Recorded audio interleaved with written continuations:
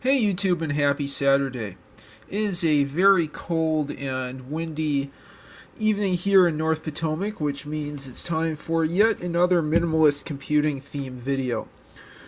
In a recent previous video, I went through the multiplication algorithm that Ricky Bryce implemented in 2022, as well as an enhancement to that algorithm to handle 16-bit products from 8-bit multipliers and multiplicands. As you may have noticed in the video, or I may have mentioned, I don't think I showed an example, I just mentioned it, when I tried multiplying numbers like 377 by 377 octal or FF hexadecimal by FF hexadecimal, I didn't get any output in the high byte, which is completely incorrect. So I did a lot more digging, and what I learned is to RTFM. Just kidding, but not completely. What I learned is that in the original program, there is a jump direct 06 on X is greater than 0 instruction. It turns out that if you jump on X being greater than 0, you have to have a signed integer. Those only go up to 127 decimal or 177 octal, which is a serious problem because we want to loop this up to 377 octal, 255 decimal, or FF hexadecimal. So I went very carefully through the programming reference and found that for unsigned integers, I can use the x equals 0 or x is not equal to 0 conditionals and jump to 06, which I think is the add, is the add a to 027 location, and jump on x being greater than, or x not being equal to 0. I just noticed that I have to change some of these memory locations just because I added in a halt instruction, but it should work either way. Anyway, my apologies for that, but that was a really informative exercise to trace through this. I eventually came upon this because I found my initial algorithm failed when I was trying to multiply C0 hexadecimal by C0 hexadecimal. Let me just think for a second of what that would be in octal. I guess that would be, 300 octal by 300 octal. Okay, so with that, I'll go ahead and turn on my Kenbak 1, and we'll go through a few examples here. Okay, so that's the boot sequence. As I've done in the prior videos, I really enjoy using this as a ruler and moving it down as I enter in different instructions. Okay, I'll set the address to 000. Go ahead and store, set the program counter. Okay, store, clear, and now start entering in the program.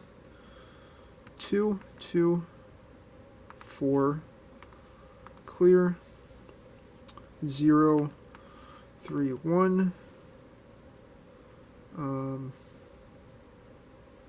store, and clear, 0, 0, 4, store, clear, 0, 3, 0, store, clear, 1, 2, 4, store, clear, 2, 0, 1, store, clear, 0, 5, 1, store, clear, 1, 0, 4, store, clear,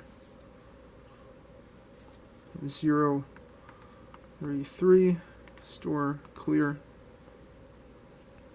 1, 3, 4, store, clear, 0, 3, 3, store, clear. Okay, 2, 1, 3, store clear. 0, 0, 1, store clear. 2, 4, 3, 2, 4, 3, store clear. 0, 0, 6, store clear. 0, 3, 4, store clear. 0, 3, 2, store clear. Okay. 0, 3, 4, store and clear. 2, 0, 0, store clear. 0, 0, 0, that's the halt instruction, store clear. And now let's just try entering in 377 and 377, or FF and FF. Store, store. I'll go to the next page here. Oops. Just move those papers ever so gently. Okay, clear. And store and store.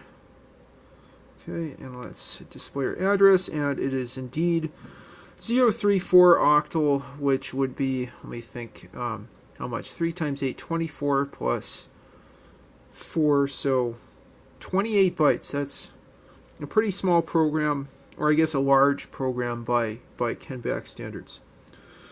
Okay, so I'll go ahead and clear. Set address to 0, 0, and we're multiplying FF by FF hexadecimal. The product of that should be FE in the high byte and then 0, 1 in the low byte. And I'll have to think for a second about what that is in octal. Anyway, let me go ahead and start the program. And indeed, in the low byte, which is shown at the end of the program, we have 0, 1. Or I should say in octal, 0, 0, 1. And now let's take a look at the high byte. Okay, all clear. Now let's set our address to 030 set read F 377 377 001, and then 376. So 376 and 001, which is equivalent to FE01, indicating that this ran successfully. That's really wonderful. I'll go ahead and update the source code that I posted to the Kenbak group. One member of the Kenbak Facebook group mentioned something interesting. That member, AJ Erickson, mentioned that while this is a shorter program than a shift and add based algorithm for multiplication, it is slower. I'm hoping to, in a future video, to go through AJ Erickson's algorithm and write out the source code and go ahead and enter that into the Kenbak one, and perhaps do a quick benchmark by slowing down the clock speed here, so I can get a good measurement of the difference in time for multiplying, say, 377 by 377 octal. Anyway, I'm glad I could share that with you. I was very excited to read through the programming reference and understand what the bug was in my original implementation from that last video, that first attempt at a 8-bit unsigned integer multiplication with carry algorithm. Thanks again, Ricky Bryce, for doing the initial implementation of these multiplication division algorithms. I found this really useful for understanding the Kenbak instruction set and architecture, as well as basics of programming it, and I'll hope to get into some more complicated programs in the future. With that, I hope you enjoyed the video. I hope you found this helpful and educational. If you have any thoughts, suggestions, comments, or questions, leave them in the comments down below. And please like and subscribe as always. I hope you've had a great end of your week and a great start to your weekend, and you enjoy the rest of your weekend tomorrow. Have a great one.